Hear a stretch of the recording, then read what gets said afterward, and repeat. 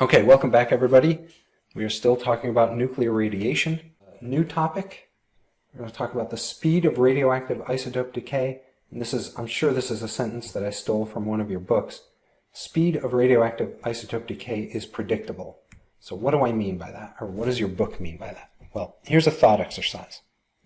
Suppose that we have 1,000 carbon-14 atoms. And if you remember from way back in one of the earlier videos, carbon-14 decays into nitrogen-14 and it fires off an electron. This is a cue to myself to draw a picture.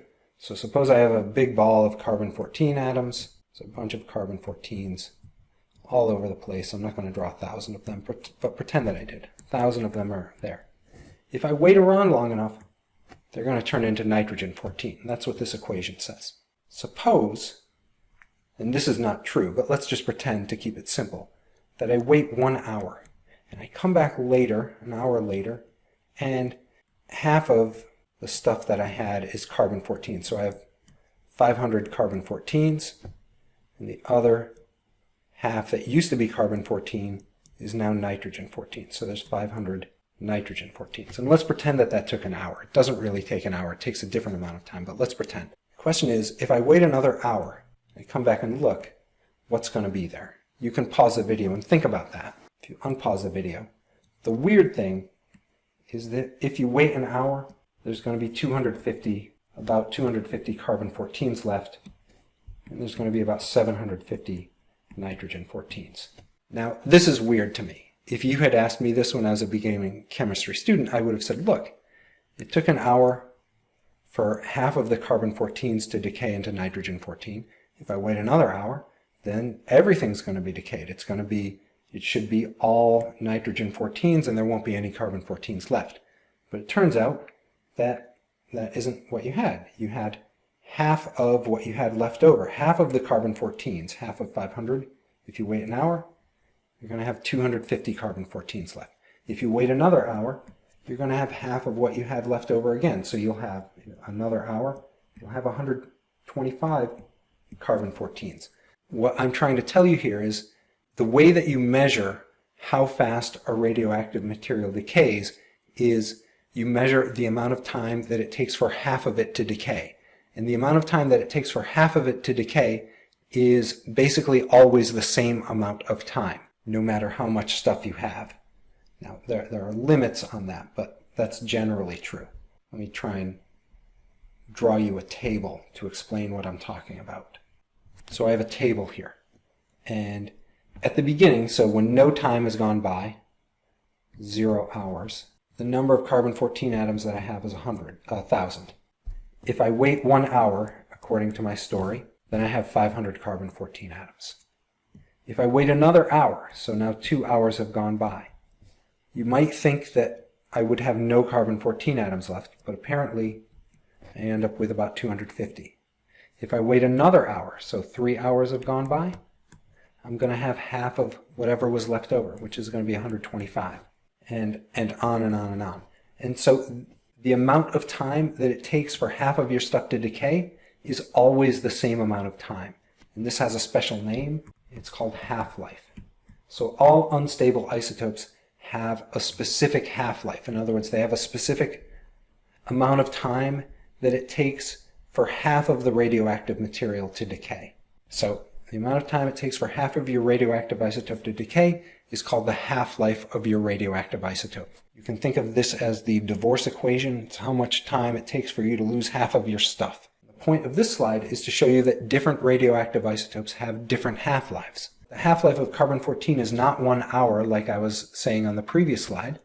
It's actually a really long time. It's 5,730 years. If you have a chunk of carbon-14 and you wait 5,730 years, half of the carbon-14 will have turned into nitrogen-14.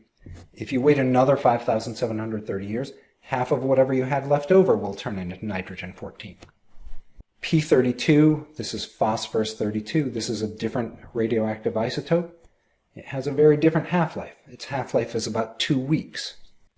Uranium-235 is also unstable. It has an enormous half-life. It has a half-life of 704 million years. Now, obviously, nobody has been around for 704 million years. In fact, nobody's been around for 5,730 years, or at least no one person has been around that long. How do people actually know these numbers? The only thing that I'm going to say is that there are equations that you can use to figure out the half-life, even though nobody has lived for 704 million years. So there are ways of figuring it out that are kind of complicated, but it can be done. But half-lives can be really short. They can be even shorter than 2 weeks, or they can be really long. This type of thing, very long half-life, is one of the reasons why people usually are not too happy when the government wants to bury radioactive material near their houses, because radioactive material can be dangerous, and a lot of times it is not going anywhere, right? It's going to decay into other stuff, but it might take a really long time. It might take 6,000 years, it might take millions of years. That's usually why people put up a fuss when the government says, oh, we're going to put our used radioactive material in a dump next to your house. With half-life, you can also do certain types of math problems. These math problems are pretty easy. There are different ways of doing them, but I'm going to do them by making a table. So here is an example half-life problem. You receive a shipment of 10 micrograms of P32. Half-life of P32 is 14 days. How much P32 is left after 42 days? Now you can pause the video and think about this. Unpausing the video. When I do these types of problems, I make a table. Usually it has time in one column and amount in the other column. And the time I always started at 0. So since we're talking about days, I'm going to start it at 0 days.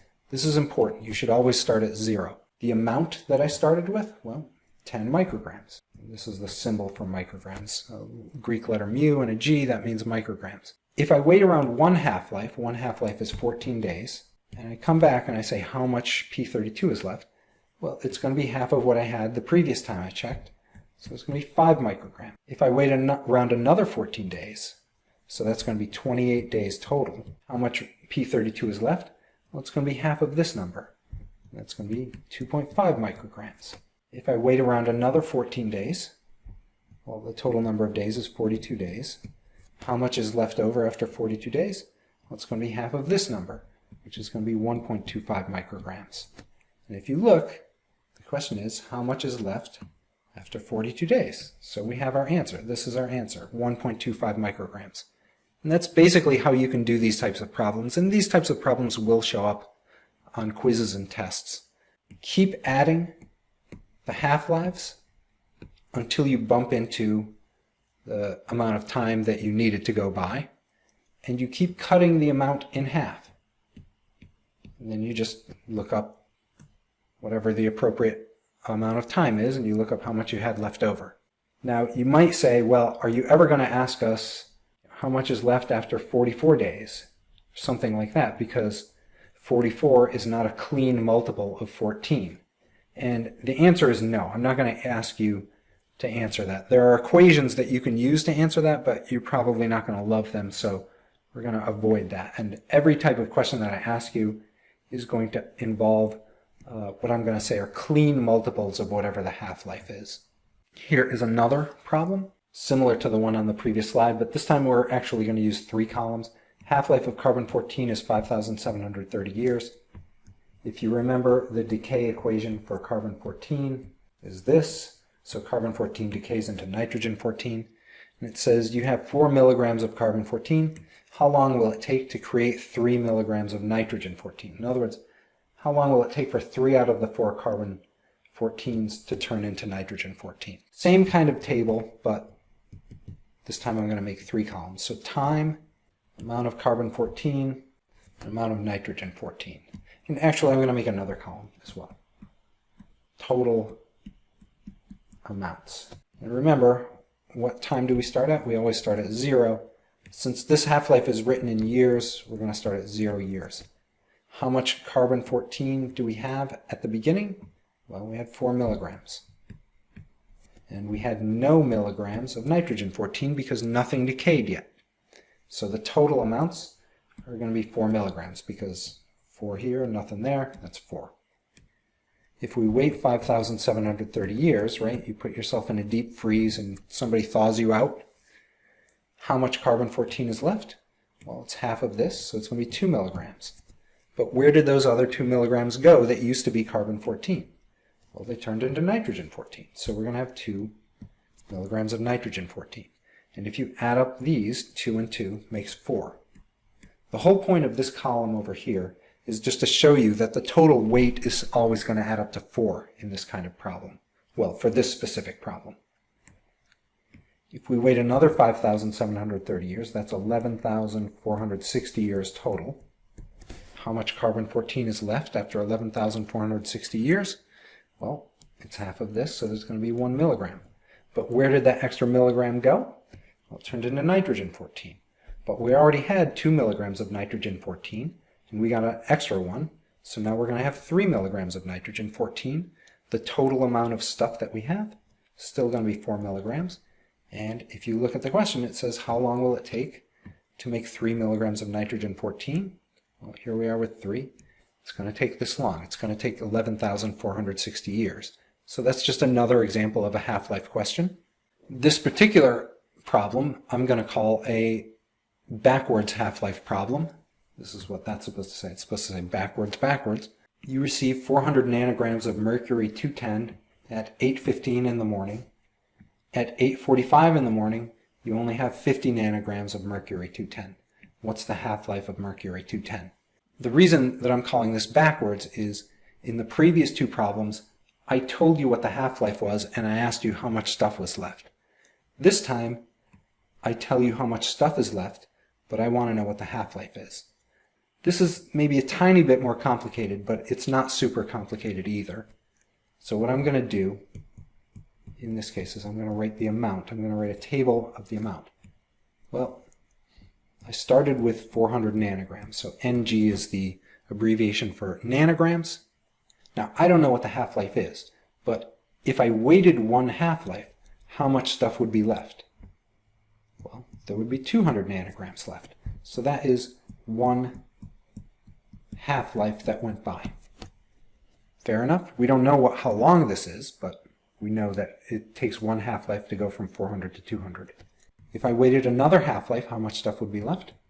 Well, 100 nanograms, because it's half of 200. That would be another half-life.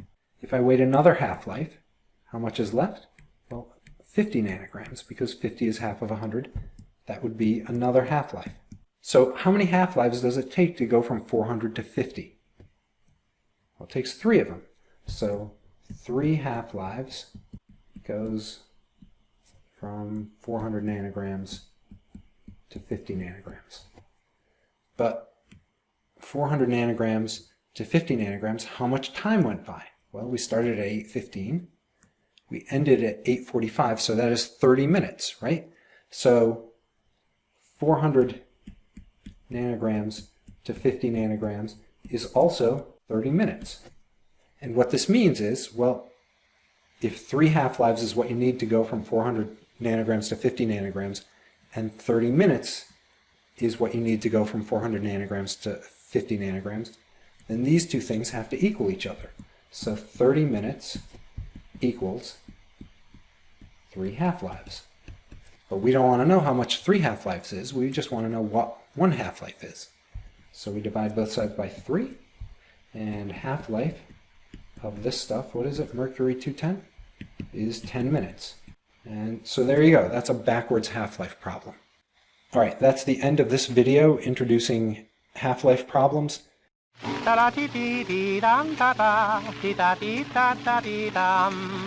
Some men with brains in their cranium took a piece of uranium.